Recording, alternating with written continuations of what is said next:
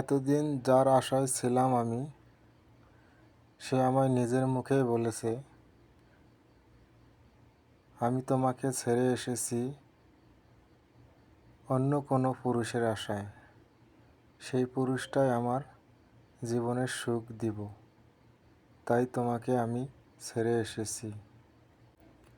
এতদিন ভেবেছিলাম তুমি আমার ছেলে, আমারে হবে, কিন্তু যখন তোমার নিজের মুখে আমাকে এসব কথা বললে, সেখন জানি আমার আকাশটা ভেঙে পড়ল আমার মাথার উপরে।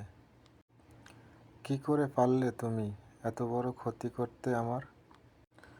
এতদিন হাজারো মানুষ বলছে, তারপরও বিশ্বাস করি নাই। যেহেতু তোমার মুখে তুমি নিজেই বলেছো আমি অন্য পুরুষের জন্য তোমাকে ছেড়ে এসেছি, আর কিছু বোঝার বাকি নেই।